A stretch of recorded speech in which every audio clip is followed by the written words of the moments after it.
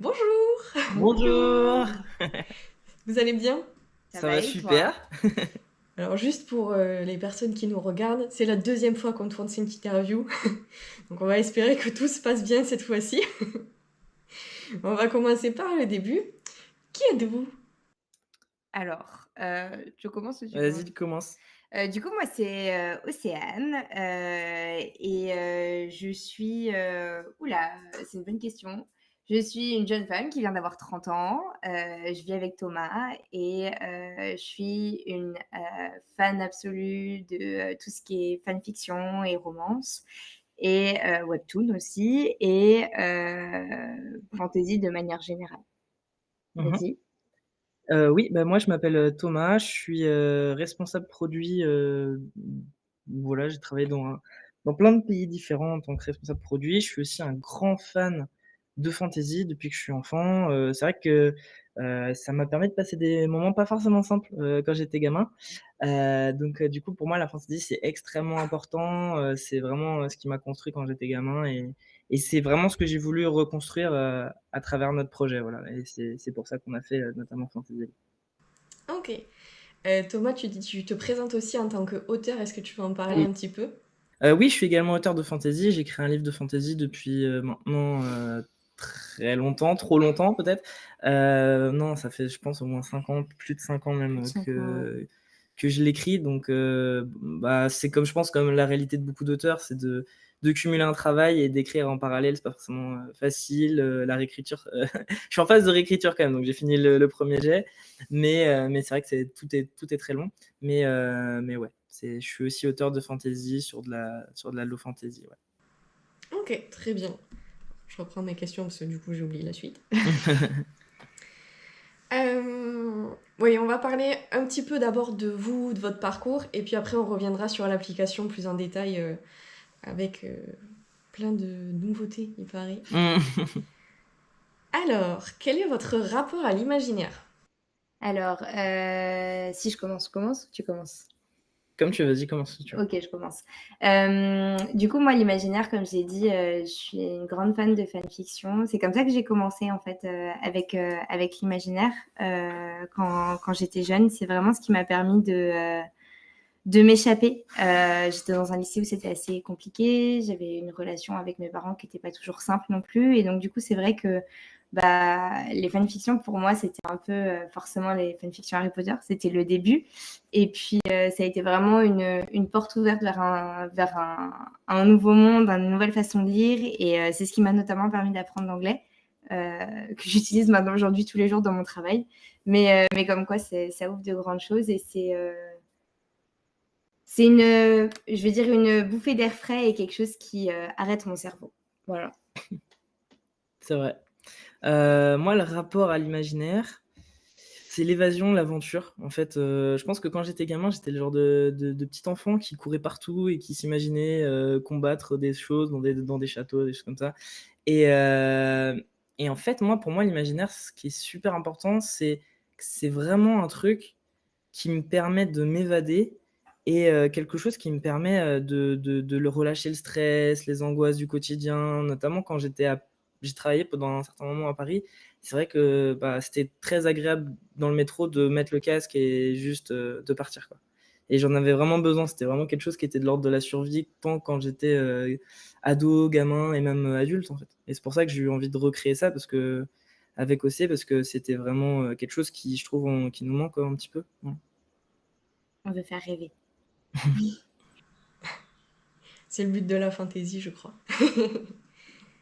Euh, vous êtes donc du coup, enfin, vous avez été des gros consommateurs, du coup vous parliez surtout de l'adolescence Oh, et de que vous l'enfance. l'êtes toujours. J'imagine que Ouais, oui, ouais, oui, clairement. Il y a des choses qui ne changent pas. Encore plus qu'avant. voilà. Vous consommez sur quel support? Donc il y a j'imagine le support papier, par les livres. Est-ce que vous avez d'autres supports sur lesquels vous... On est très complémentaires, je pense. Moi, je suis une grosse consommatrice, d'e-books de manière générale, donc webtoon, beaucoup, et aussi Kindle. J'aime beaucoup, beaucoup, la lecture, le livre e-book. Pour moi, c'est plus léger, c'est plus facile de changer. Tout est entre guillemets à un clic près. Mmh. Donc moi, je dirais que ça, c'est mes supports principaux. Mmh. Moi, bah, de toute façon, j'ai commencé avec le papier et je suis toujours avec le papier.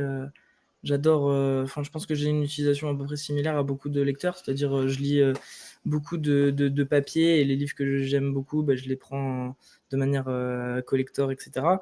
Donc grosse bibliothèque, énorme palle, mais je lis pas que ça, en fait. J'adore aussi le livre audio. Ça, je m'y suis mis, en redécouvrant notamment tout ce qui était Harry Potter. J'ai redécouvert aussi avec Studio Blind L'Enfeust.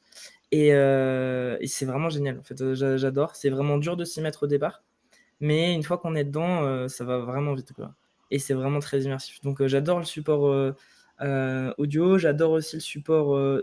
Toi, tu étais très BD, Oui, très. en fait, j'ai grandi, mon père avait une énorme collection de BD, donc je suis Ouais. aussi très BD Mm. et très manga.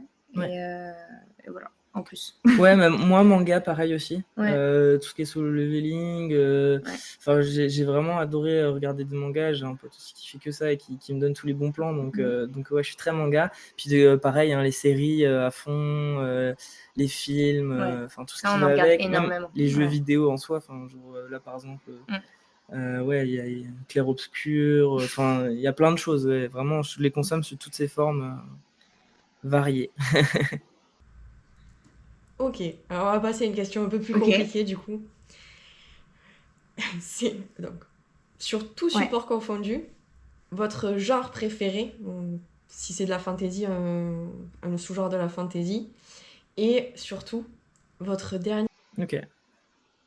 Faut que je trouve un nouveau parce que j'en avais dit la dernière fois, mais je suis sûre que j'en ai vu d'autres depuis. Je réfléchis.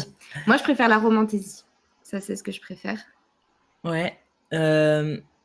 Moi, j'aime bien tout ce qui est low fantasy, mais avec le côté un peu portail magique, Narnia, etc. Où on passe, en fait, j'aime bien le genre où on passe du réel à la fantasy avec un côté un peu merveilleux, comme au début dans Harry Potter, où il y a des choses un petit peu bizarres qui se passent et voilà, il y a un côté un peu fantastique, merveilleux. Et quand on part après dans ce monde-là, bah, du coup, là, il y a tout l'enjeu de revenir chez soi aussi, etc. Ça, j'aime bien ce genre. Ouais. Et en termes de coup de cœur, C'est clair-obscur, non? Si tu oui, c'est préfères vrai, toujours confondu. toujours confondu. Là, en ce moment, actuellement, avec clair-obscur, j'étais bouche ouverte tout le long. Pour le dire, j'ai même pas voulu finir le jeu parce que j'avais pas envie de le finir, quoi. Ça m'arrive jamais de faire ça. Normalement, je finis toujours les jeux, mais là, j'avais pas envie que ça se termine. Donc ouais. Non. Et Ouais. non, je pense que je vais rester sur celui de la dernière fois, le solo leveling, l'animé. J'avais beaucoup aimé. Ok, Pas du tout de la très romantaisie, bien. mais voilà. Ouais, c'est clair. Bah, sinon, après, en livre, en fait, il y a toujours un peu. Il y en a plein, mais Bah, là, il y a le dernier. Là, je suis en train de lire le dernier de Force Wings, là. Puis après, de toute façon, il y en a tellement dans la bibliothèque, dans l'appel. Enfin, il y a pas de moment vraiment où il y a des trucs. Non, ouais, non. enfin, il y a trop de trucs comme Mais je la pense que dernière c'est les fois. deux derniers trucs qui Ouais. me laissé vraiment waouh. Ouais, c'est ça. Ouais, tout ce qui est Pierre Bottero aussi, je relis à fond. Et les Kéléana aussi, t'es à fond là en ce moment. Ouais, aussi, ouais. Ouais, bah là, je les ai commencés sur Kindle il y a pas très longtemps. Je crois que je dois être au tome 3 ou quelque chose comme ça. Donc, ouais. Voilà. Je savais que ça serait la Ouais, question la clairement. plus dure. C'est vraiment C'est- difficile comme question. Surtout sur tous les genres et formats différents, quoi. Ouais. Ouais, c'est ça. C'est dire le dernier coup de cœur, souvent c'est compliqué parce que tu penses à trop. Soit il y a rien qui vient, Ouais, soit c'est tu vrai, penses à clairement. trop de choses. Je suis Donc, d'accord. Alors. Ah oui, la question emblématique. Donc, vous êtes accueillis ici par une petite gnome. Donc à vous de choisir si vous étiez une créature, qu'est-ce que vous... En vrai, la dernière fois, moi, je changerais pas. Moi, c'est Moi non plus, je changerais pas. C'est Vas-y. sérieux? Oui. Ok. Moi, c'est un dragon. De toute façon, je pense que c'est le truc iconique en fantasy. J'ai grandi avec ça. Que ça soit en mignon ou en terrifiant, j'adore. Donc, toujours été dragon, resterai toujours dragon. Et moi, je ferais un nain. Parce que je pense que les nains, c'est voilà, c'est une espèce de, je sais pas, de résilience, de force tranquille. Et je pense que c'est aussi ce qui me représente, surtout la partie résilience et la persévérance et continuer. Et voilà. Donc, moi, je serais un nain. Avec la barbe. Avec la barbe. Bienvenue dans l'antre. Le dragon, ça va être difficile à passer, mais le nain, ça devrait rentrer Dragonnet. facilement. Du coup, on va parler maintenant un peu plus de Oui. votre application. Donc, pour faire une petite introduction, est-ce que vous pouvez faire un résumé, une présentation très rapide de ce qu'est l'application, puisqu'après on va rentrer. Ok. Alors, t'es meilleur en résumé? Ok, je peux y aller alors. Ouais, puis je complète alors. Ok, du coup, c'est vraiment l'idée de Fantasy Alice, c'est vraiment de regrouper tous les types de lecture possibles en format digital. Donc, c'est-à-dire tout ce qui va être e-book, audiobook, webtoon, manga, BD, enfin tous les formats digitaux, même fiction, fanfiction, dans une seule application centrée sur le genre de l'imaginaire. Ouais, c'est ça. Voilà, si je devais résumer en une phrase, je dirais ça. C'est ça, ouais, tout à fait. J'ai rien d'autre à ajouter. Après, il y a des trucs pour aller un peu plus en détail sur qu'est-ce que fait l'application, sur quel support, comment, etc. Mais je pense qu'on rentrera dedans un peu plus tard. Oui, on va y revenir. On va décortiquer un peu l'appli pour la présenter et pour pouvoir l'expliquer aux gens vraiment très en détail pour le coup après. Du coup, d'où elle vous vient l'idée de l'appli, d'où elle sort, pourquoi vous avez eu envie de la créer? Yes. En gros, moi, de mon côté, par rapport à Ecocéane, alors, en tout cas, moi, personnellement, c'était parce que j'étais dans une phase où, avec mon travail, ça avait plus trop de sens. Enfin, j'étais bien dans ma vie, mais en fait, ça manquait de sens. Je pense que je suis dans une génération, je suis des années 90, 95. Voilà, le sens, c'est important quand même. On est entre deux. Et moi, c'est vrai que du coup, j'ai voulu quitter mon travail pour me reconvertir dans quelque chose qui faisait beaucoup plus de sens pour moi. Et comme j'ai dit, j'étais responsable produit pendant des années dans différents pays. Et donc, je sais créer des applications. Et à côté de ça, je me suis rendu compte que des trucs qui me suivaient tout le long de ma vie, on m'avait dit, mais tu verras, quand tu grandiras, tu liras plus de fantasy, d'imaginaire, tu vas grandir et tout. Puis je me suis rendu compte que là, j'ai 30 ans, quoi, donc c'est que ça va peut-être rester. Donc c'est peut-être qu'il y a une raison. Et puis j'ai creusé ça, et puis je me suis dit, en fait, si je sais faire une appli et qu'il y a dans la communauté des gens qui peut-être ont envie de passer à autre chose qu'Amazon, si je peux aider, si je peux faire quelque chose pour que d'autres enfants ou d'autres adultes puissent plonger dans l'imaginaire et aider la communauté d'auteurs indépendants tout en permettant aux lecteurs de se retrouver, voilà, autant le faire. Donc c'est ce qu'on a discuté avec Océane, et on a dit qu'on let's go, quoi. Ouais. Je pense que l'idée, c'était vraiment... En fait, je pense que derrière la fantaisie, il y a la fantaisie avec tous ces genres et ces sous-genres et tous ces formats dont on a un peu parlé avant. Mais il y a aussi une grosse communauté. Et on s'est dit qu'on aimerait construire une application aussi pour cette communauté-là, qui existe et qui pourrait permettre que chaque personne qui consomme la fantaisie différemment puisse s'y retrouver peut-être aussi, mais au travers d'une seule application. Voilà, je pense que c'était ça aussi. Ouais, c'est quelque chose pour d'unifié. compléter ce que tu as dit. Ouais, c'est aussi lié à une frustration quelque part, c'est de se dire, au final, quand je suis sur Kindle, quand je suis sur Audible, il y en a un, je consomme de l'audio, j'ai un abonnement d'un côté, l'autre, je consomme de l'e-book, j'ai un abonnement d'un côté. Si je veux regarder du manga, j'ai Manga.io, mais j'ai un abonnement d'un côté aussi. En même temps, si je veux un réseau social, est-ce que TikTok, Insta, des fois, c'est cool, mais des fois, tu t'y perds aussi un peu. Et on s'est dit, mais en fait, nous, ce qu'on aime, c'est le genre de l'imaginaire, et en fait, on peut recréer une communauté de gens qui partagent ces mêmes valeurs, qui consomment différents formats de différentes façons, de manière unifiée à un seul endroit, quoi. Ouais. C'est une très belle idée, en tout cas. Merci. Question suivante. Pour faire cette appli, donc toi tu te dis que tu sais en faire, mais est-ce que vous avez l'aide d'autres personnes Bien sûr. Alors tout à fait. Ouais, on n'a pas l'aide d'une personne, en fait, on a l'aide de plein de gens. En fait, un projet, de toute façon, en règle générale, ça se fait pas tout seul, et on avance beaucoup plus loin ensemble.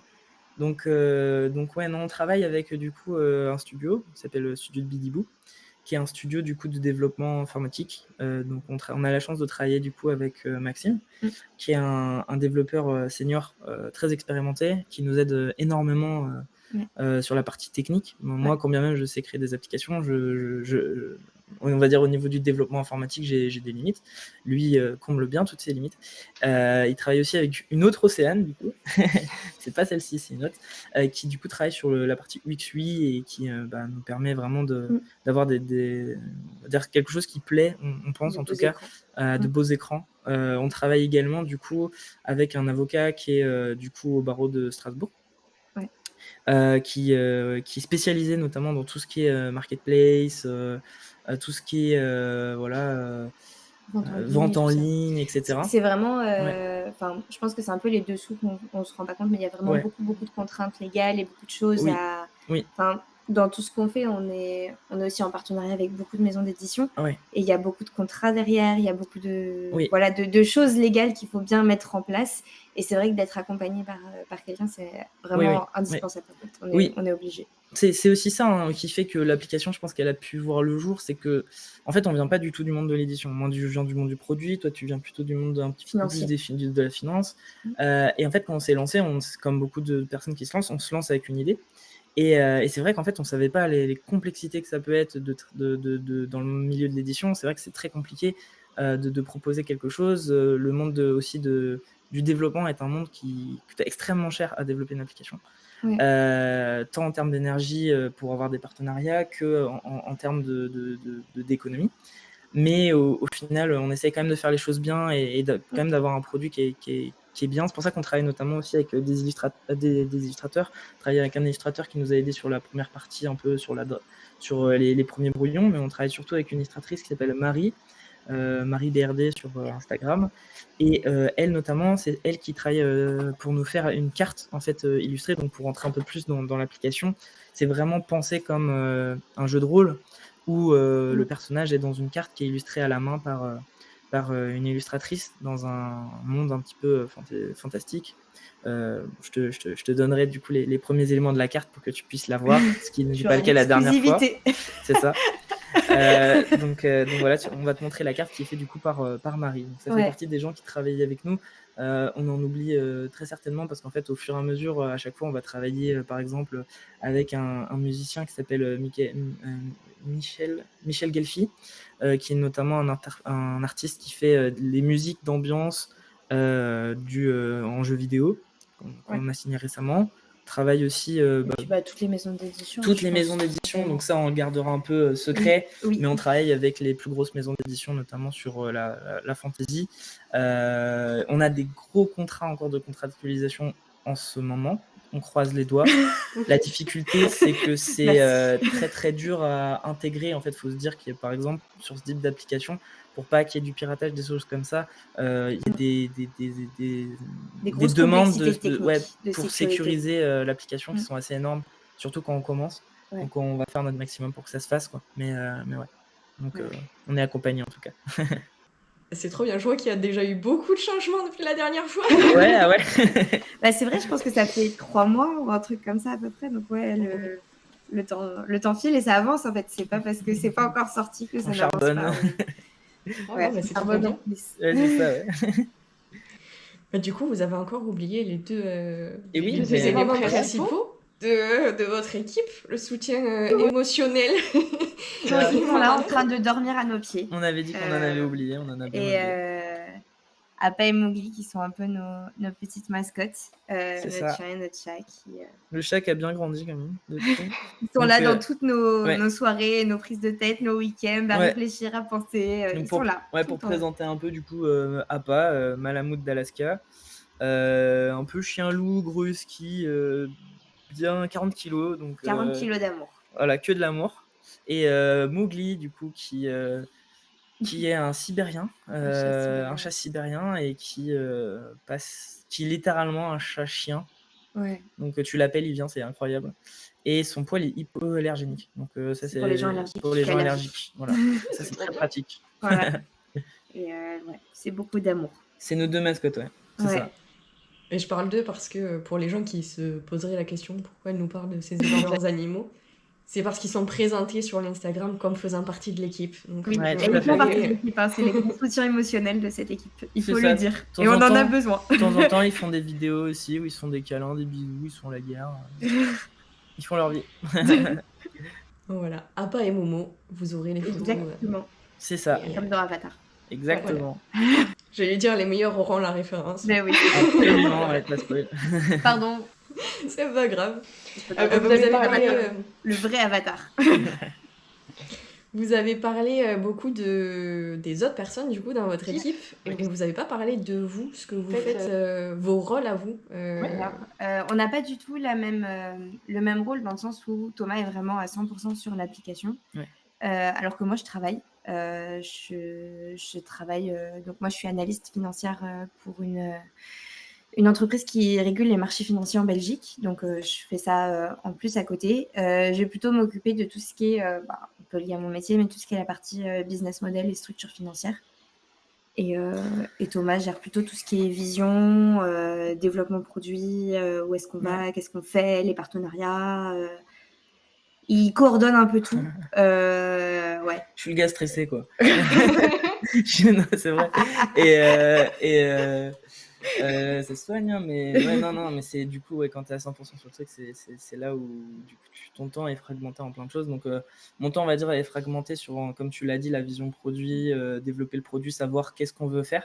Ce qui n'est pas facile du tout, hein, parce que c'est vrai que la communauté fantasy et imaginaire, en règle générale, a quand même énormément d'attentes sur plein de choses différentes. Ouais. Ce qui est normal, hein, c'est une société qui est très orientée service, enfin voilà, donc qui ont des attentes très particulières et très très poussées. Ce qui est complexe quand on est une startup, de faire un produit qui répond à ces exigences, mais c'est normal de les prendre en compte. C'est pour ça que notamment dans les contenus qu'on propose, on fait également voter sur les gens, notamment dans notre contenu, pour savoir ce qu'ils voudraient avoir dans l'application. On les écoute. On fait du développement de produits collaboratifs avec notre communauté. On a un questionnaire, n'hésitez pas à remplir. Dans notre bio Instagram, parce que plus vous remplissez et plus ça correspondra à vos attentes. Voilà. Absolument. Pardon, je fais la pub, hein, mais... Complètement. Ouais, t'es là pour ça. C'est ça. Et oui, donc la partie produit, la partie contractualisation, avec nous on travaille, du coup on va en parler un petit peu plus davantage après, mais on travaille du coup avec des auteurs indépendants, on travaille aussi avec des maisons d'édition, des grosses maisons d'édition, et donc du coup ça prend énormément de temps. Faut savoir que je pense que personne l'ignore, mais dans les maisons d'édition il y a énormément de manuscrits qui sont envoyés, donc ils sont vraiment sous l'eau souvent, et les réponses pour certains éditeurs peuvent prendre énormément de temps. Moi je sais que ça fait déjà plus d'1 an que je suis en train d'envoyer des messages pour avoir des réponses, des contrats, etc. Donc ça prend énormément de temps. Et la concrétisation commence à arriver maintenant, en fait. Ouais, c'est plus pour donner un ordre d'idée. On est sur c'est plusieurs ça. mois de discussion très très largement. Ouais, tout à fait. Puis il y a aussi toute la partie accompagnement technique. Travailler avec Maxime, ça demande aussi pas mal de temps pour lui dire un petit peu ce qu'on voudrait, comment on le voudrait, comment faire des écrans un petit peu pour lui, pour lui montrer un peu comment on veut faire. Voilà, donc c'est chercher des partenariats, par exemple, pour les musiques dans l'application, pour les visuels, pour les avatars, les icônes, le système d'expérience, etc. Et donc, il y a plein de choses à mettre en place, à aller chercher. Puis, vu on essaye de faire des choses carrées, tout ce qui est les licences, etc. Donc, voilà, ça prend beaucoup de temps. Ouais. Ok, du coup on va rentrer un peu plus dans le fonctionnement de l'application. Oui. Et après on reviendra sur à qui elle est destinée et comment faire. Du coup, donc pour résumer du résumé, ça va être un catalogue en fait où il y aura plein de supports. Mais du coup, alors je reprends la question pour être sûre de savoir comment le formuler. Donc, est-ce que ça va... Tu parlais d'une carte, etc. Donc, ça va pas vraiment fonctionner comme un catalogue comme on l'entend, où tu fais ta recherche, etc. Est-ce que tu peux nous expliquer vraiment l'interface de quand on arrive sur l'application pour trouver une œuvre, par exemple? Ok. Quand tu arrives sur l'application, déjà, la première chose qui t'accueille, c'est une musique. C'est une musique de fantasy. C'est déjà une immersion, on trouve par le son. Et ensuite, on trouve une immersion qui est très différente par rapport à celle d'autres applications. Nous, ce qu'on avait vraiment à cœur, c'est de proposer un cocon, un refuge, un endroit où les gens se sentent bien et protégés un peu de la réalité. Donc, on arrive comme sur une carte, en fait, qui est, comme je l'ai dit, illustrée à la main, un petit château, un petit ruisseau, une allée, parce que c'est quand même Fantasy Alley. Et en fait, dans cette carte, c'est comme si tu étais un jeu de rôle, tu incarnes un personnage, et tu as différentes boutiques sur cette allée. Et en cliquant sur cette boutique, tu ne sais pas forcément qu'est-ce qui est quoi au départ. C'est vraiment une immersion comme dans une vraie aventure. Donc tu te déplaces, un peu comme Diagon Alley dans Harry Potter. Tu te déplaces et au fur et à mesure de ton déplacement, tu vas pouvoir rentrer dans des boutiques. Et ces boutiques correspondent à des menus. Ça peut être par exemple un catalogue, ça peut être la page boutique, ça peut être par exemple ta bibliothèque. L'espace créateur. Ça peut être un espace créateur, on en parlera un petit peu davantage, mais on a aussi toute une partie qui permet de créer pour les auteurs indépendants, c'est important, de partager. Une partie aussi paramètres, on va pouvoir notamment aller voir notre profil, voir les livres qu'on lit, les statistiques de lecture. On a par exemple un niveau, plus on va lire, plus on va gagner des points qui vont nous permettre d'évoluer dans Fantasy Alley et notamment d'avoir des récompenses, de gagner des choses en lisant. Et ça, pour nous, c'était important que vraiment, que ce soit une vraie immersion et pas seulement juste quelque chose qu'on dit mais qu'on fait pas. En fait, comme on le disait tout à l'heure, la fantasy a plein de supports et le jeu vidéo, ça en fait partie. On sait qu'il y a une grosse partie de la communauté qui va aussi faire du gaming. Et en fait, nous, l'idée, c'était un peu de le penser comme ça, de faire une application de lecture, un truc de gaming pour déjà gamifier la lecture, parce que je pense que c'est important.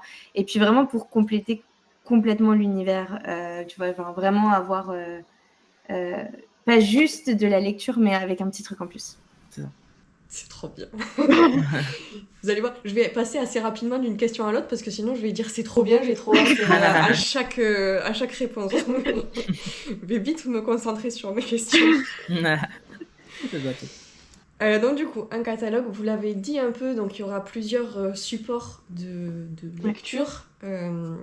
Est-ce que vous savez tous les supports qui seront accessibles déjà ou... Alors, on sait tous les supports qu'on veut, on ne sait pas dans quelle temporalité ils seront accessibles. Absolument. Je pense que c'est important de le préciser parce que forcément, il y a des contraintes techniques qu'on découvre aussi au fur et à mesure. Donc, nous, notre ambition, c'est que tu puisses avoir tout ce qui va être e-book, audiobook, manga, BD, et après, tout ce qui va être ce qu'on appelle espace créateur. Et donc là, en fait, disons qu'on va dire qu'il y a un peu deux parties. Il y a une partie qui va venir des maisons d'édition, donc les maisons d'édition qui vont nous alimenter avec les livres qui existent déjà, qui vont être ceux qui sont publiés dans tes librairies ou les audiobooks tels que tu peux les avoir sur Audible, par exemple.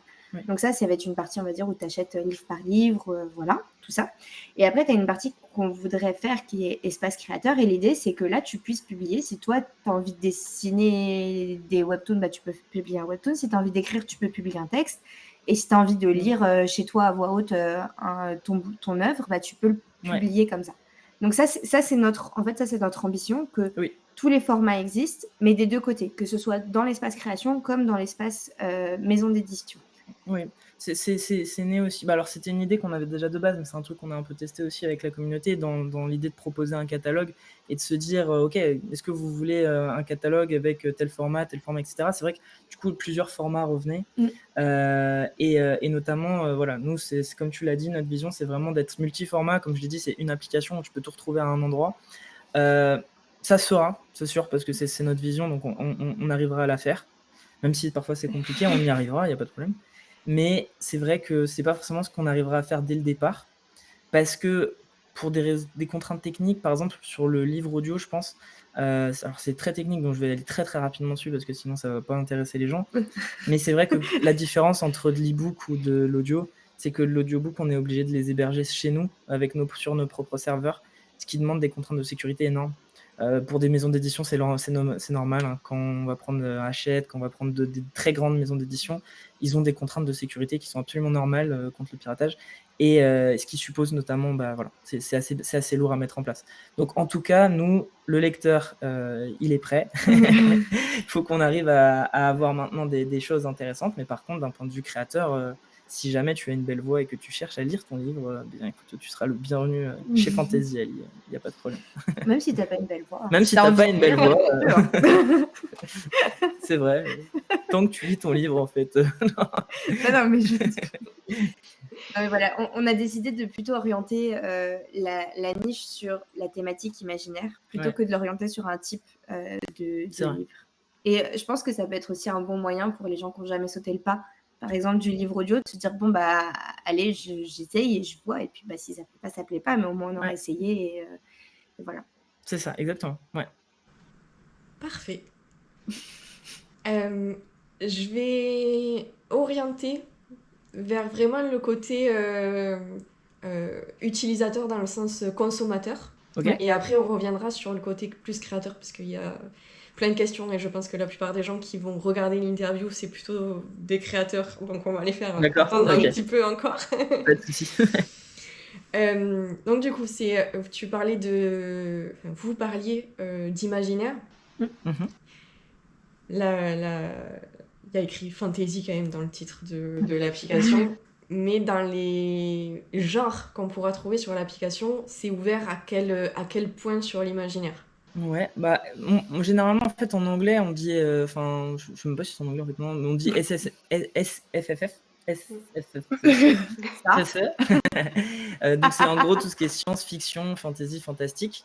Ce qui incorpore aussi dedans tout ce qui va par exemple être de la romantaisie. Je pense qu'on va on va essayer en fait, nous on va récupérer de manière assez large, on va essayer de filtrer pour que ça soit très orienté quand même imaginaire. Après, faut pas se cacher non plus aujourd'hui qu'il y a beaucoup de romances dans la fantasy aussi.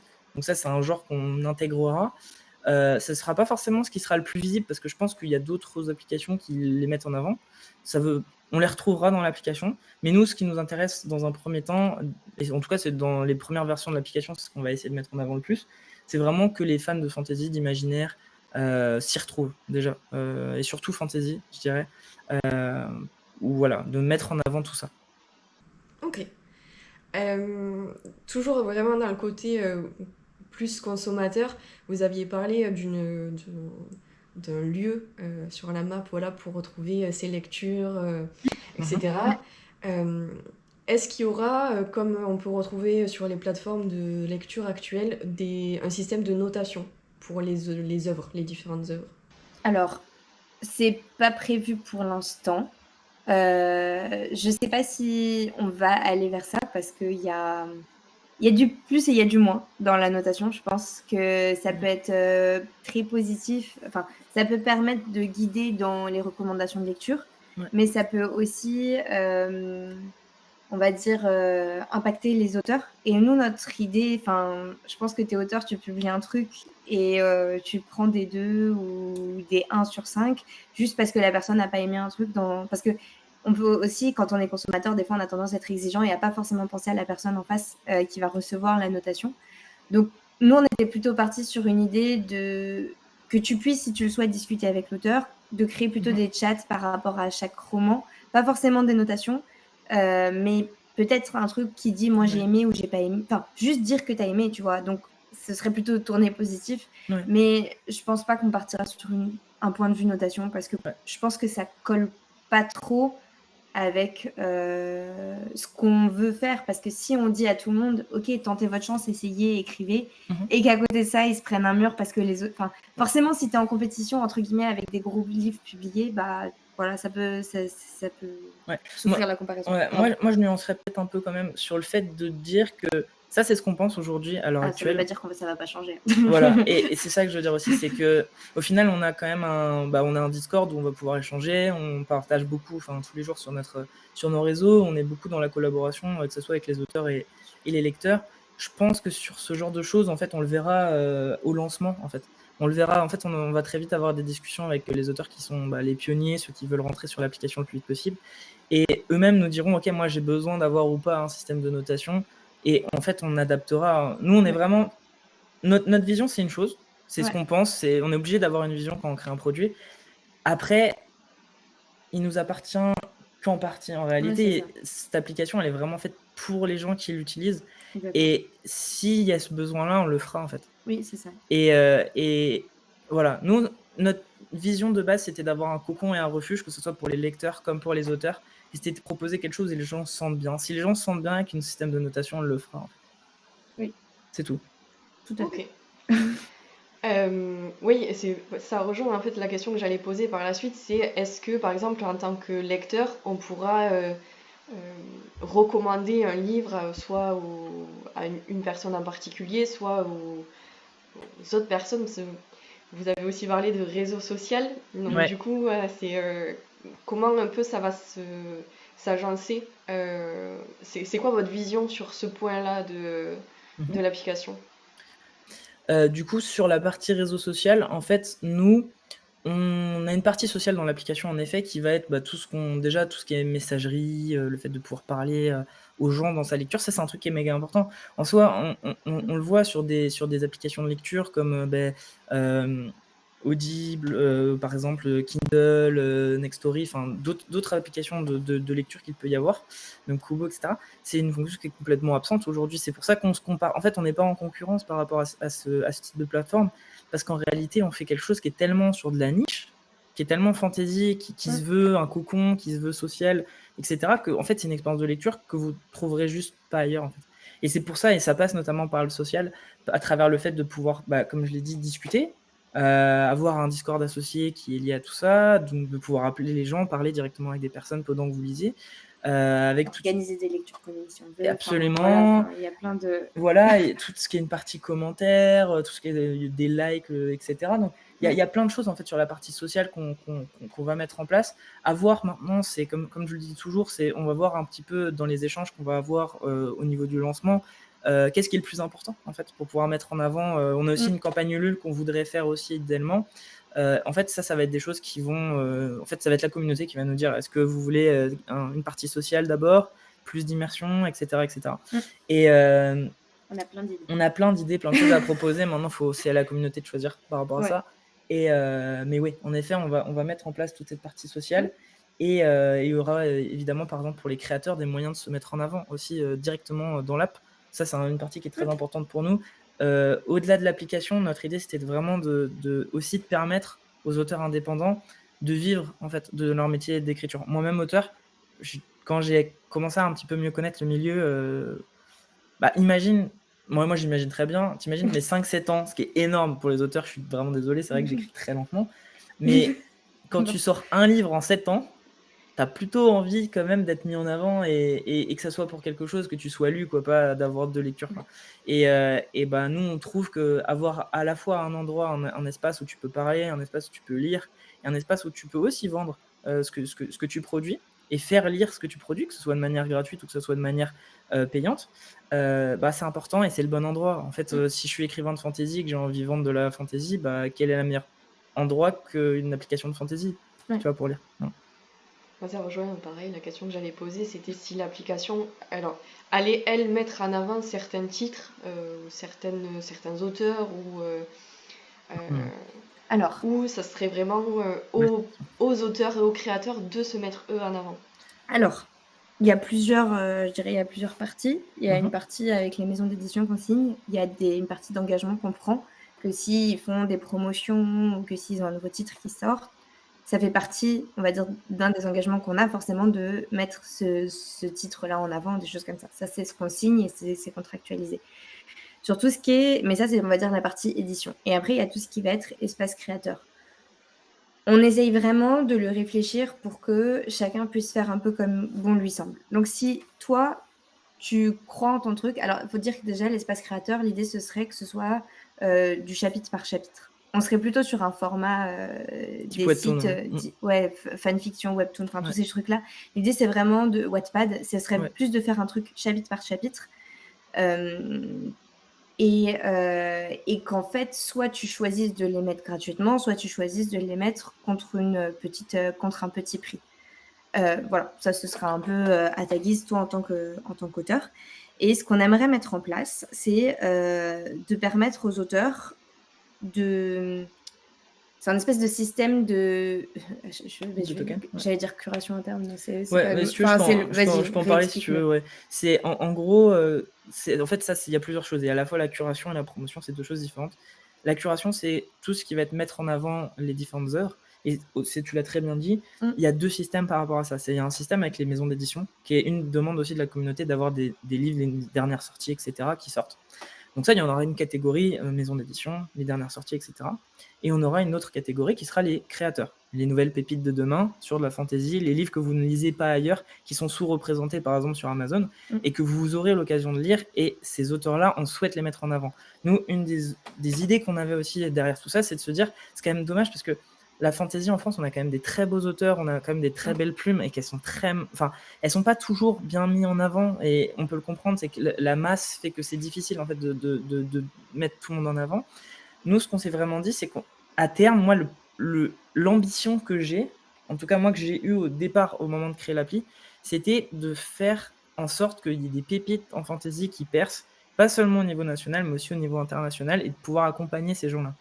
La première étape à ça, c'est déjà de les mettre en avant pour que les lecteurs les voient. Ça, c'est notre première étape. La première étape, elle suppose que du coup, ces jeunes pépites de fantasy qu'on ne lit pas, elles aient un endroit à part qui soit indépendant des maisons d'édition. C'est-à-dire que quand tu as envie de lire ce qui est sur le marché du livre, tu vas dans la partie édition, et quand tu as envie d'aller voir les petites pépites, tu vas découvrir cet espace qui est l'espace créateur et qui te permet de voir les nouveaux créateurs de fantasy de demain. Et dans cet espace, donc, du coup, ça c'est la partie curation, c'est là où on va trouver du coup différents espaces. Ces espaces, ils seront aussi...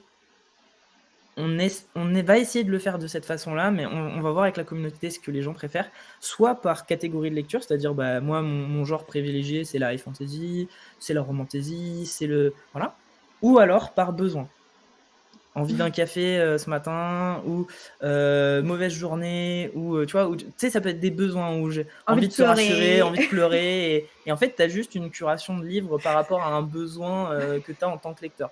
Moi, personnellement, il y a des fois, j'ai envie d'un truc bien badass, le soir, je vais dans la partie curation, envie d'une aventure badass, et je vais trouver un livre qui me plaît dedans. Maintenant, techniquement, est-ce qu'on arrivera à le faire ? On va voir. Mais en tout cas, c'est un des enjeux, notamment de la curation.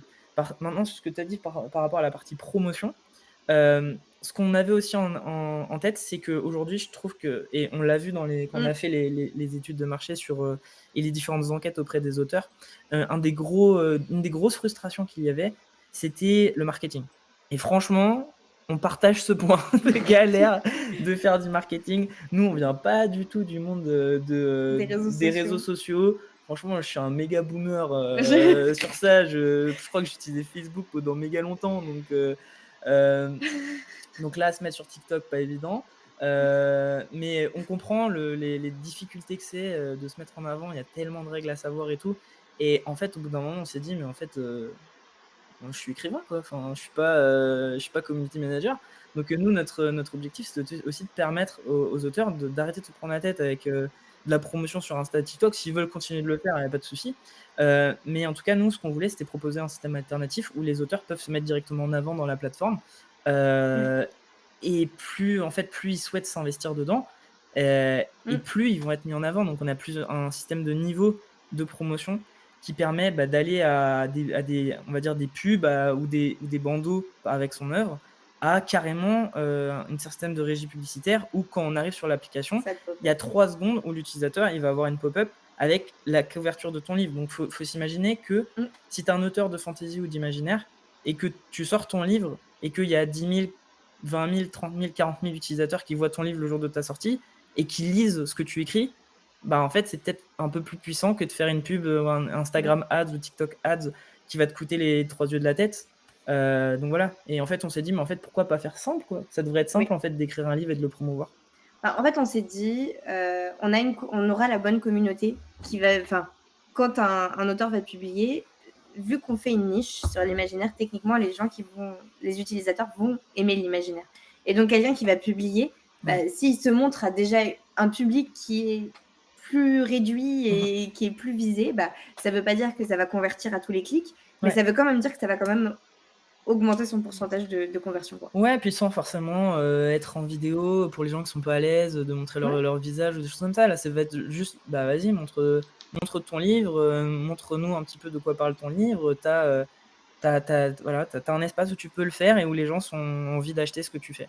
Et je pense que c'est important pour les auteurs de se dire qu'ils ont un espace où il y a des gens en fait qui s'intéressent à ce qu'ils font, parce qu'en fait les gens s'intéressent à ce qu'ils font, mais on se perd dans l'immensité que c'est TikTok et Insta. Et c'est cool d'avoir une plateforme, je pense, où il y a vraiment des gens qui sont intéressés par ce que tu fais. Je pense que ça va soulager tellement d'auteurs de ne pas avoir à faire leur promo sur les réseaux sociaux. Ils peuvent le faire, mais on propose un complément en tout cas. Ouais, c'est ça. Je vais juste Alors attends, en fait, il y a plein de questions qui me sont Vas-y, venues en même temps. c'est ton temps. Je vais essayer d'organiser un petit peu pour qu'on ait un fil conducteur. On va essayer de finir vraiment sur la partie vraiment utilisation de l'application. Mhm. Pour les recherches. Par exemple, vous disiez qu'il y aurait une partie pour les maisons d'édition, une partie pour les petits créateurs.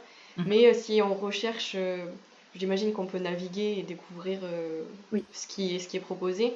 Et si on recherche un titre précis, est-ce que c'est possible de chercher un titre précis, de chercher par auteur? Oui. Je disais, Ouais. là, du coup, vous aviez expliqué chercher par genre ou par envie. Ouais. Mhm. Ça sera possible, ouais. Oui. Oui. Ok, parfait. Une question est très rapide. Ah non, Parfait. mais On va parler des trucs qui fâchent, entre Mhm. guillemets, un peu plus. On va Pas de souci. parler un peu argent, parce que ça va concerner les deux parties. Du coup, ça va faire Oui. notre transition entre le côté consommateur et le côté créateur. Ouais. J'imagine que l'application a un prix. Oui. Déjà, vous embauchez beaucoup de personnes, donc ça a un prix. L'application est gratuite. L'application a un coût. Oui. Ouais. Voilà, un coût, mais c'est pour l'utilisateur, Ouais. j'entends, voilà. Ouais.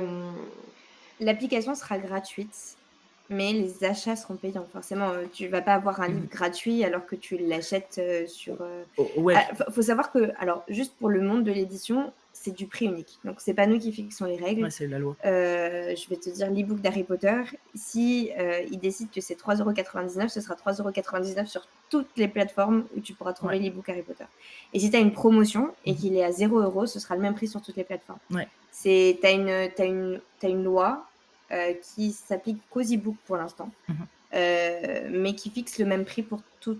Et pour les livres audio, c'est la maison d'édition qui fixe le prix. Voilà. Donc, pour être totalement clair sur le prix, comme tu l'as très bien dit, l'application est gratuite. C'est-à-dire que tout le monde peut venir sur l'application et même sans mettre 1 € lire sur l'appli. Ça, c'est super important. Moi, personnellement, j'ai fait le choix en tant qu'auteur de mettre mon livre gratuitement sur l'appli. C'est-à-dire que j'ai mis 7 ans à écrire un livre, mais moi, ce qui m'intéresse, c'est qu'il soit lu. Donc, par exemple, sur l'application, moi, ce que je vais faire, c'est que tous les gens qui vont vouloir rentrer sur l'application et qui veulent essayer l'application pourront le faire avec mon livre s'ils le souhaitent, ou sur d'autres auteurs qui souhaitent potentiellement faire pareil, il n'y a aucun souci. Donc déjà, la lecture, pour moi, c'est pas forcément quelque chose qui doit être tout le temps payant, c'est quelque chose qui doit être aussi parfois gratuit. Par contre, évidemment, quand on travaille avec des grandes maisons d'édition, eux, c'est payant, enfin c'est normal, ils ont des jobs derrière et que c'est parfaitement normal. Et du coup, quand tu as une nouvelle sortie, là, le 3e tome de Force Wing ouais, forcément, c'est payant à un prix unique. Donc ça, on n'y peut rien, c'est le prix, entre guillemets, qui est affiché au niveau de la loi, ce que tu as dit. On aura aussi, sur l'audiobook, c'est peut-être un peu plus libre.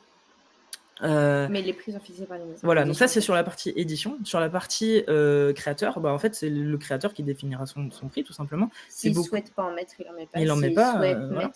On va mettre en place une monnaie virtuelle qui sera applicable sur tout ce qui est espace créateur et la personnalisation du profil. Donc, si tu veux acheter un avatar, si tu veux acheter un cadre et tout ça. Et donc, l'idée, c'est que ce soit du chapitre par chapitre, mais je te dis une connerie, si l'auteur il a envie de mettre à 2 pièces son chapitre, il peut le mettre à 2 pièces, ou il peut le mettre à 10 pièces, ou il peut le mettre à 0 pièces. Et ce sera lui qui sera libre de fixer son prix. C'est ça, donc ça peut prendre plusieurs formes. Ça peut prendre des auteurs qui vont, par exemple, soit tout mettre gratuit, soit des auteurs qui vont faire 90% gratuit les derniers chapitres payants, ou des auteurs qui vont considérer que voilà, c'est tant de pièces par chapitre.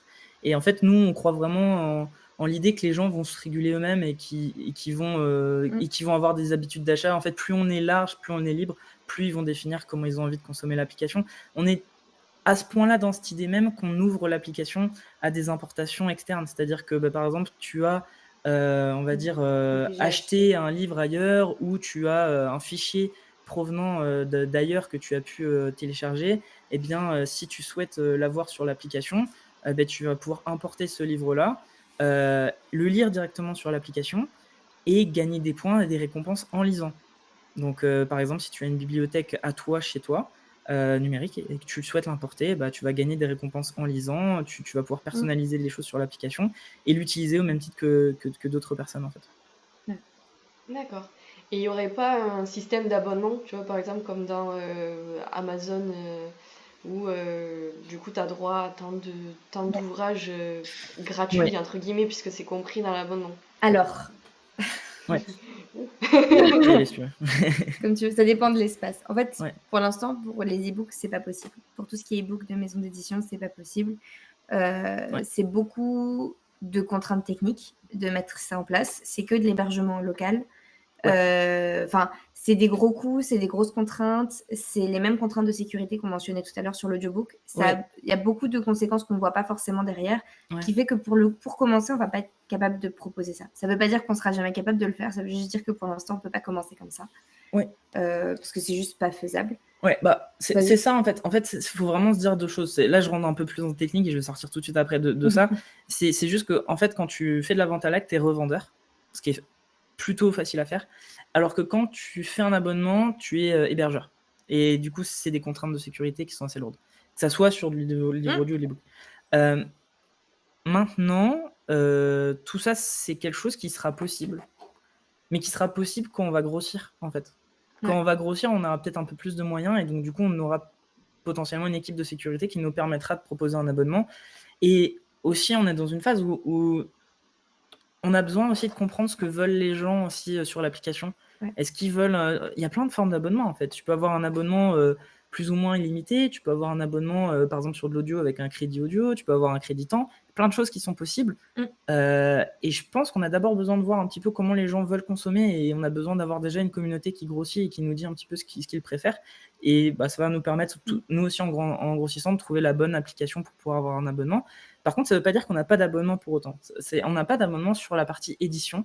A priori, pour l'instant, on n'en a pas. On essaye d'en faire un potentiellement sur le livre audio, mais c'est assez compliqué. Mais par contre, sur la partie création, on aura un abonnement. On va voir avec les créateurs pour voir s'ils sont intéressés par un système d'abonnement qui leur permettra de proposer aux lecteurs. Voilà, alors là, tu l'expliqueras beaucoup mieux que moi comment ça marche de manière budgétaire. En fait, l'idée, c'est juste de dire que tout l'espace créateur, pour l'utilisateur et pour le lecteur, tout l'espace créateur serait gratuit. Ouais. Que le créateur ait décidé de mettre son livre en payant ou en gratuit, ce sera gratuit pour tout le monde. Et bien sûr, ça va faire un peu comme Kindle Unlimited. Désolée. Mais en gros, les auteurs sont quand même rémunérés. Et donc, on a un système qu'on expliquera. Je ne vais pas l'expliquer là parce que c'est un peu complexe, mais un système qui fait que le créateur sera quand même rémunéré. Forcément. Ouais, sachant que la question de la rémunération de l'auteur, c'était aussi clé pour nous dans l'application. Nous, c'est important de le dire, on veut être dans les plus rémunérateurs de toutes les plateformes pour les auteurs. Oui, l'idée, c'est pas de prendre... C'est le système où, par exemple, dans d'autres systèmes, on pourrait avoir un auteur qui touche 10% ou 30%. Nous, on est plutôt autour des 70-80. Donc, l'idée, c'est qu'au niveau des maisons d'édition, nous, on touche 30% en tant que revendeur et on s'est dit, on aimerait appliquer ce même modèle sur l'espace créateur. Donc, continuez-nous à toucher 30%, mais que du coup, eux, comme il n'y a plus d'intermédiaires, c'est 70% pour les créateurs. Ouais, c'est ça. Si je simplifie... le but, c'est qu'ils puissent vivre de leur... moi, comme je le dis, je suis auteur et je sais pas, genre j'aimerais bien pouvoir vivre un jour aussi de ce que j'écris, quoi, pour pouvoir faire que ça. Donc je pense qu'il y a plein de gens, en fait, plein d'auteurs qui voudraient juste vivre de leur livre. Et malheureusement, il n'y a pas de système aujourd'hui qui permet de vivre de son livre facilement ou sinon, il faut faire énormément de quantité pour pouvoir en vivre. Et ce serait cool qu'on aussi... Enfin, la qualité, ça me semble important aussi. Et donc pour ça, il faut qu'on ait un système qui permette de le faire. Je sais plus quoi dire. J'ai plus les mots. Du coup, je vais passer à la question suivante.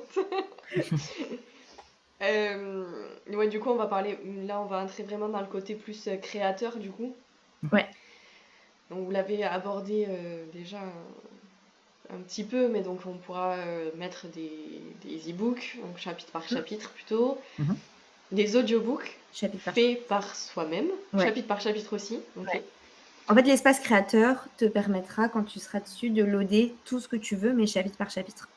C'est ça. Ok. Voilà, tout simplement. Donc, l'espace créateur sera chapitre par chapitre. Ok. Bon, voilà, je pense que c'est clair. Donc, tout le monde pourra le faire, vous l'avez dit. Est-ce qu'il y aura une aide, un accompagnement pour justement les créateurs, par exemple, qui ne sauraient pas...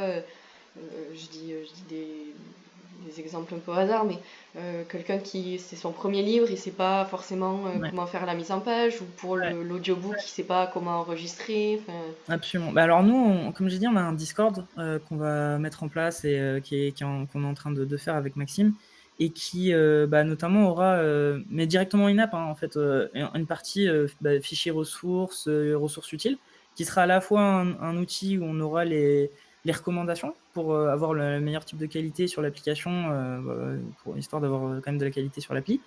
Et également, dans ce Discord, on voudrait mettre en place. Moi, j'ai fait beaucoup d'ateliers d'écriture, ça m'a beaucoup aidé quand j'ai commencé. Et on voudrait par la suite, c'est pas quelque chose, je pense, qui va se faire dès le début, mais on va dire qu'au début, on va rester sur quelque chose de textuel, où on va expliquer ce qu'on veut, etc. Par exemple, comment enregistrer un livre audio. Mais après, on aimerait potentiellement faire du coaching, en fait, aller récupérer des coachs d'écriture qui sont reconnus, qui ont fait des choses qui sont intéressantes, où on a testé et on trouve qu'ils sont bons, et de le proposer dans notre Discord à des auteurs débutants. Donc, on va les accompagner tant sur la méthode que sur les outils, sur le fond, sur voilà, parler de leurs livres, leur pub, etc. Donc, ouais, à terme, en fait, on a une volonté de vraiment, comme je l'ai dit, prendre des auteurs qu'on considère comme étant des pépites ou des gens qui ont vraiment envie de s'investir dedans et de les emmener à leur donner, nous, les moyens techniques de vendre, d'être visibles et de grandir. Et ça passe à travers notamment voilà, ce Discord. très bien. Du coup, on va rester un peu sur le Discord, du coup, puisque tu en parles. C'est quoi l'intérêt pour l'instant du Discord? Il va servir à quoi, combien de temps, etc. Alors, pour l'instant, on n'a pas encore pu intégrer la partie sociale dans l'application parce que, comme tout ce qu'on dit, ça a un coût. Et bien sûr qu'on aimerait qu'à terme, la partie sociale soit dans l'application. Ouais. Pour l'instant, c'est pas possible. Donc, du coup, elle servirait pour toute la partie sociale déjà. Ouais, c'est ça, c'est une partie bêta en fait de l'application, enfin une bêta. C'est la partie entre guillemets, la première version qui va sortir de l'application, elle sera une version un petit peu plus pauvre, mais déjà pour tester les usages, c'est un truc qui se fait beaucoup dans le produit. Et notamment cette partie sociale va arriver après. Mais déjà, ça nous permettra d'avoir une communauté, de pouvoir parler, discuter sur ce que les gens veulent à travers le Discord. Ce sera principalement pour ça. Donner des indications comment faire, permettre aux gens de parler entre eux, les suggestions par rapport à ce qu'ils voudraient voir arriver dans le produit, tout ça. Donc, par exemple, partager ce qu'on appelle une roadmap, c'est-à-dire dans le temps, on va avoir Donc, ça, ensuite ça, ensuite ça, etc. Et faire voter les gens, lesquels préféreraient en premier ou des choses comme ça. C'est ça. Puis ensuite, une fois qu'on... Le social, on a déjà les écrans de à quoi ça va ressembler. On est déjà bien avancé dessus. Maintenant, c'est comme tout, il faut avoir les fonds, parce que nous, on travaille sur fonds propres. Donc, c'est... au lieu d'acheter une maison, tu fais une application pour les fans de fantasy, quoi. Donc, faut qu'on avance un petit peu à ce niveau-là. Mais dès que ça va se lancer, je pense que ça va être dans les premiers trucs qu'on va mettre en place. On va rester... en fait, sur la partie création, vous avez déjà vachement développé au final au fil de l'interview. Donc, je vois pas d'autres questions. J'essaie de chercher des informations. Ce qu'on peut préciser, c'est sur la partie modération, parce que forcément, quand il y a une partie créateur, on va dire, techniquement, tu peux publier ce que tu veux, donc tu peux publier ce que tu veux. L'idée, ce sera que quand toi, en tant que créateur, tu publies quelque chose, on aura un système. Ce qu'on aimerait mettre en place, c'est un espèce de système avec des gens qui auront un rôle spécial, qui sera un rôle de modérateur. En contrepartie de ce rôle de modérateur, ils auront, par exemple, accès gratuit à tout l'espace créateur sans rien payer ou quoi que ce soit. Ce serait gratuit. L'idée, c'est pas de faire travailler les gens sans rien. Donc, forcément. Mais donc, voilà, il y aurait une contrepartie. Et du coup, il faudrait que ton chapitre soit, entre guillemets, validé par, je sais pas, 3 modérateurs pour pouvoir être publié. Ouais. On est encore en train de réfléchir à ce système, notamment dans notre questionnaire, c'est une des questions qu'on pose. On est déjà en train de chercher notamment des modérateurs sur l'application. On sait que c'est pas évident parce que c'est du travail. On essaiera de le simplifier au maximum, de proposer des choses qui intéressent les gens aussi. Donc ça, on est encore en cours un peu de recherche et d'études pour savoir si toi tu voulais devenir modérateur, qu'est-ce qui te motiverait à le devenir, qu'est-ce qui ferait que tu le resterais, de quoi tu aurais besoin pour être un bon modérateur. Tout ça, c'est des questions qu'on se pose aujourd'hui, mais qui seront, enfin voilà, ça fait partie évidemment, la modération, c'est quelque chose d'important. On ne veut pas qu'il y ait n'importe quoi sur l'app. Il y aura potentiellement des gens assez jeunes aussi sur l'application, et je pense que Océane comme moi, on est allé sur des applications de lecture où on a lu très très tôt et très jeune, donc on a aussi envie de l'ouvrir à des jeunes, donc il faut qu'il y ait quand même de la modération qui soit faite, parce que c'est juridique. Au moins des trigger warnings ou des choses comme ça. Enfin, voilà. On sait que des fois, ça peut aller un peu loin C'est ça. Ça, je commence à me rappeler de ce qu'on s'était dit et je pense au trigger Oui, c'est warning vrai qu'on en aussi. avait parlé. Ouais, donc du coup, un système de trigger warning. Et du coup, ça me faisait penser aussi à une question que je vous avais posée la dernière fois sur la même idée. C'est que, par exemple, tout ce qui va être création, que ce soit écrite ou audio, en ce moment, il y a quand même un outil qui fait beaucoup parler. C'est l'intelligence artificielle. Oui. Est-ce que les textes et les audios produits par intelligence artificielle seront acceptés ou pas?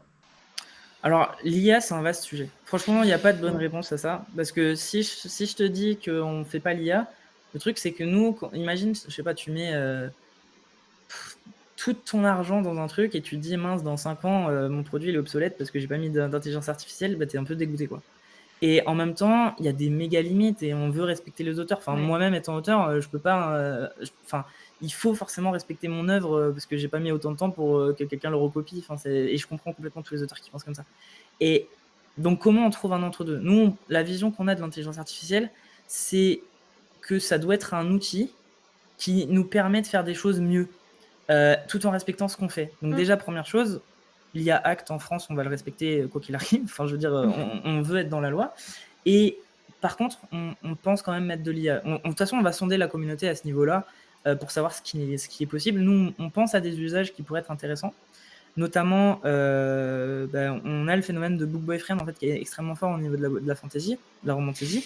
Et nous, on aimerait pouvoir créer un système où, par exemple, tu lis un livre et tu parles directement au personnage. En fait, et en fait, à travers une intelligence artificielle, de pouvoir parler à ton book boyfriend, parler à Xaden, à Rysand, enfin, je veux dire, parler aux personnages qui sont chers à ton cœur. Tu lis un Harry Potter, tu parles à Drago, etc. Et en fait, ça pourrait être par exemple un système qui nous paraît pas déconnant pour le lecteur, mais après maintenant il faut voir comment c'est possible avec les auteurs. Je pense que de toute façon c'est un truc qu'on n'imposera rien, parce qu'on n'est pas en droit d'imposer quoi que ce soit. Je pense que c'est la liberté de chacun qui doit s'exprimer. T'aimes pas l'intelligence artificielle, t'as totalement le droit de pas l'utiliser et c'est normal. Et maintenant, si tu as envie d'optimiser tes ventes et de peut-être permettre à avoir des lecteurs un peu plus d'immersion, on proposera ça pour ceux qui le souhaitent. Et tout en étant extrêmement transparent en fait sur ce qui est utilisé ou pas par cette intelligence artificielle. Je pense qu'on aura une intelligence artificielle qui sera plus générique, qui c'est-à-dire va aller chercher des choses comme on a dans ChatGPT actuellement, et on aura une intelligence qui sera peut-être un peu plus précise, qui ira chercher soit dans des archétypes si la communauté ne veut absolument pas ça, auquel cas ce ne sera pas sur leurs œuvres mais sur des archétypes qu'on aura préparés, soit sur des auteurs qui souhaiteront avoir peut-être un peu plus et qui du coup on ira aller chercher des choses qu'ils souhaiteront mettre en place. Par exemple, ça pourrait être une fiche où l'auteur dit moi je souhaite mettre à contribution cette fiche, c'est dans mon world building, ça me dérange pas de mettre ça en contribution, c'est pas mon écriture, c'est pas comment j'écris qui va prendre, c'est simplement mon personnage il est comme ça, c'est ma fiche personnage en gros, et ça peut par exemple être ton book boyfriend sur l'appli.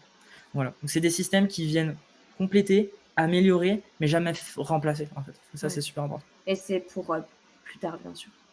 Et pour tout ce qui serait, à mon avis, des gens qui cherchent à publier dans l'espace créateur en ayant utilisé l'IA, que ce soit des audiobooks ou des e-books, je pense que tout comme on mettra un trigger warning pour des choses... potentiellement, on mettra un peu comme fait Insta, IA utilisé ou des choses comme ça, et que les gens aient envie d'y aller et qu'ils y aillent, ou des gens qui n'ont pas envie d'y aller. Je me souviens toujours d'une personne qui nous avait dit, quand on avait fait un salon... moi, je suis fan des fanfictions Drago Harry. Donc, même si c'était lu par de l'IA de merde, si je pouvais en écouter toute la journée, je le ferais. Et parce qu'en fait, je pense que c'est à la sensibilité de chacun. Voilà. Ok. Laissez il y aurait quand même un choix fait par chaque utilisateur et aussi une mention pour les créateurs qui, j'imagine, serait obligatoire pour le coup si ça a été généré. De toute façon, ce sera détecté. De toute façon, des détecteurs. De toute façon, ça c'est des sujets qu'on va voir avec les créateurs. En fait, dans le fond, c'est un truc où s'ils veulent pas l'utiliser, on ne le fera pas, tout simplement. S'ils pensent qu'il y a un intérêt pour eux et qu'ils pourront faire plus de ventes parce que peut-être que le world building aujourd'hui... Enfin, c'est triste, hein, aujourd'hui, quand tu te dis t'écris un bouquin, tu pourrais écrire 10 bouquins sur ton world building.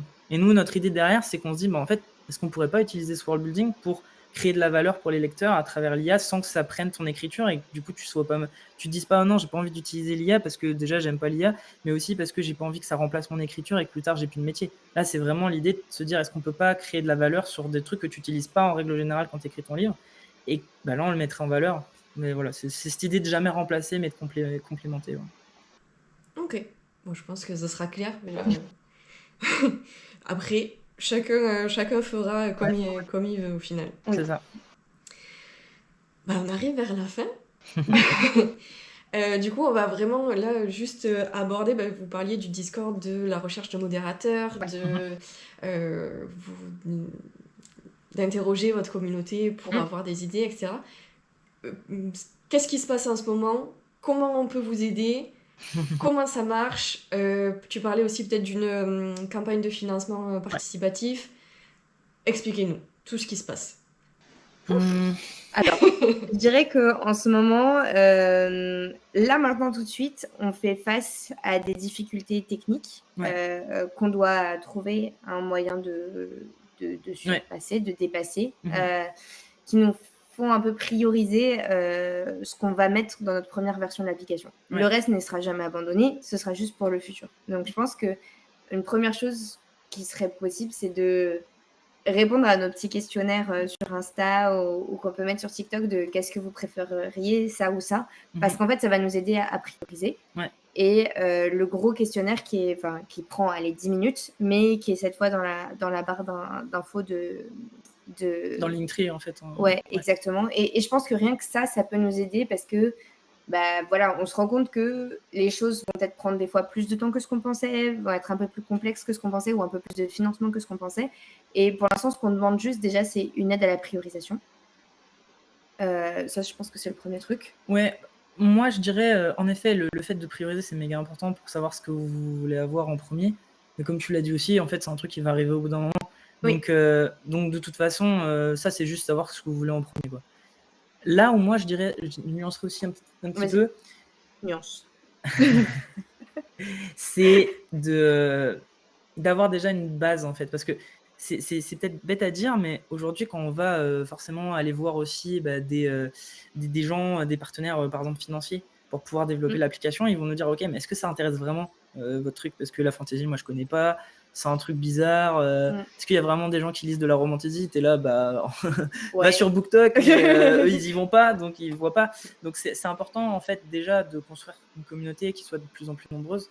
Nous, c'est pas notre métier de faire de la communauté, donc on n'est pas à l'aise, on essaie de se former. Mais c'est déjà, par exemple, dans le questionnaire dont tu parlais sur notre Linktree, on a un questionnaire qui dure entre 2 à 10 minutes. En gros, si tu fais 10 minutes, tu nous dis un peu tu nous poses plein de questions, on va l'améliorer au fur et à mesure, ce questionnaire. Il n'est pas idéal ni optimal pour l'instant, mais il va le devenir.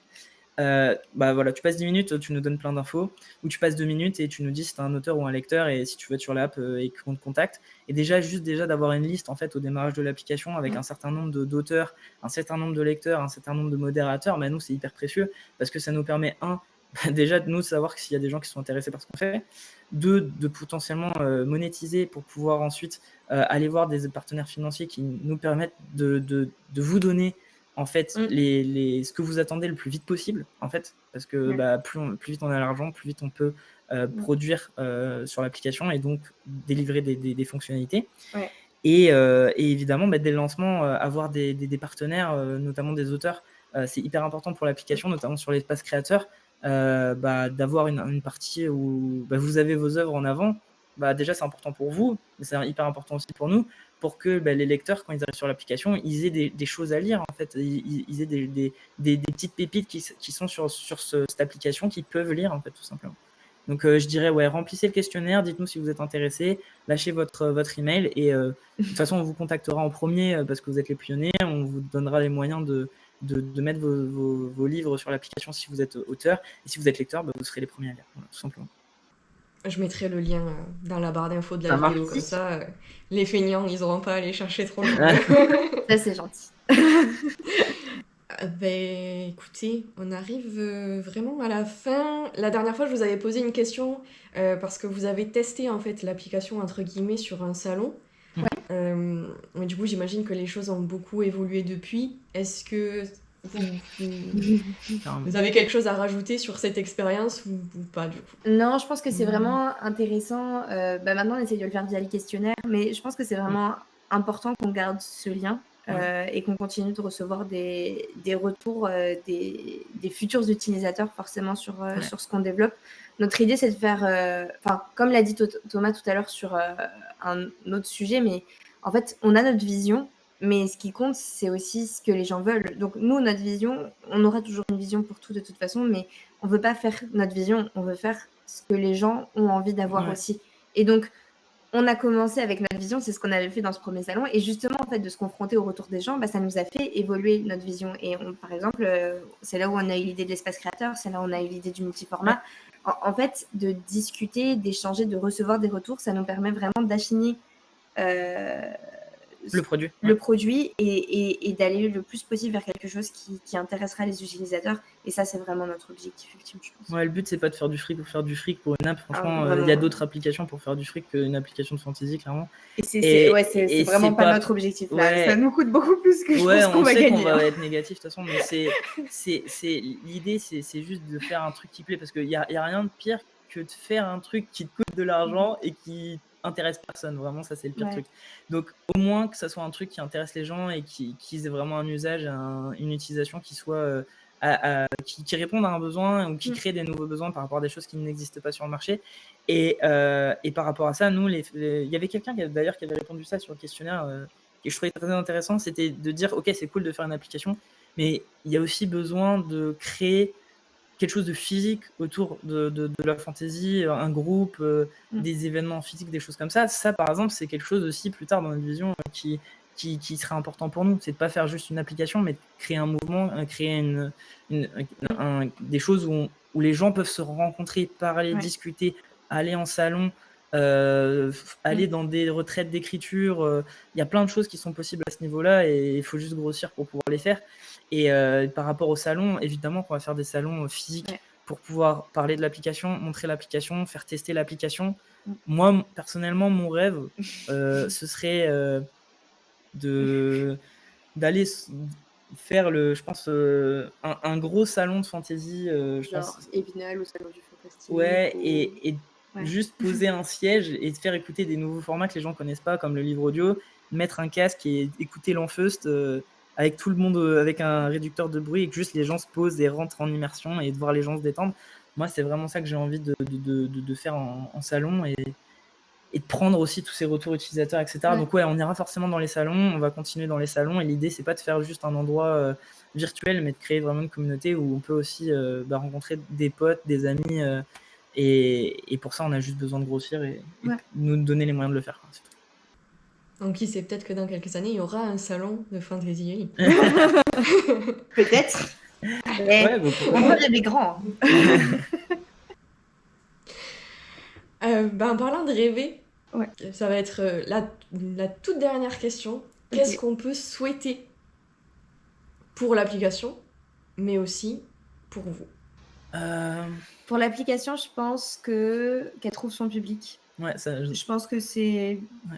Je serais moins stressée. Pour moi, déjà. Mais en fait, c'est juste...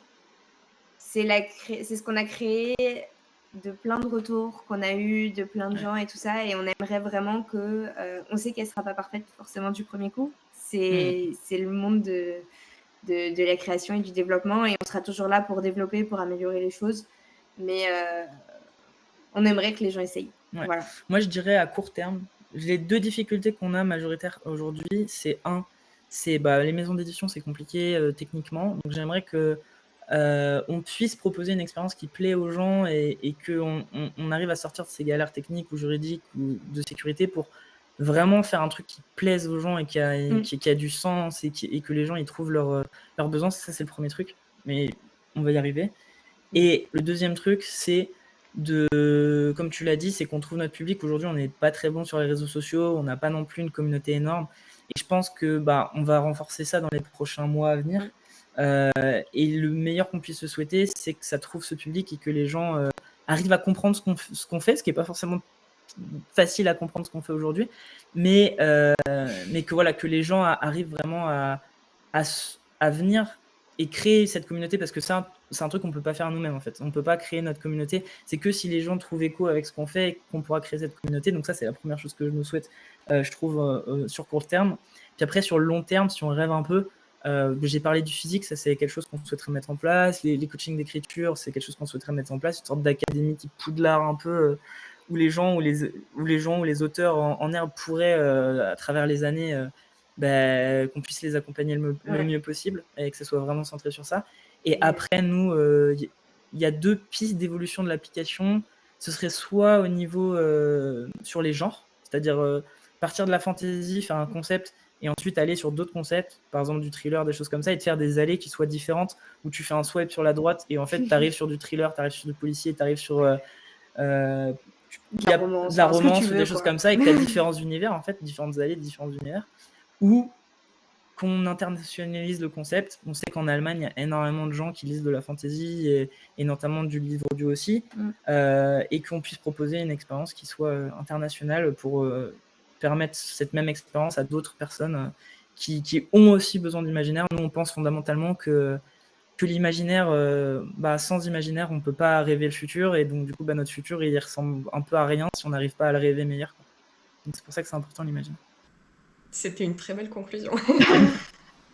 C'était très beau. Du coup, vous savez ce qui va vous arriver maintenant. C'est la minute... c'est la minute compliment.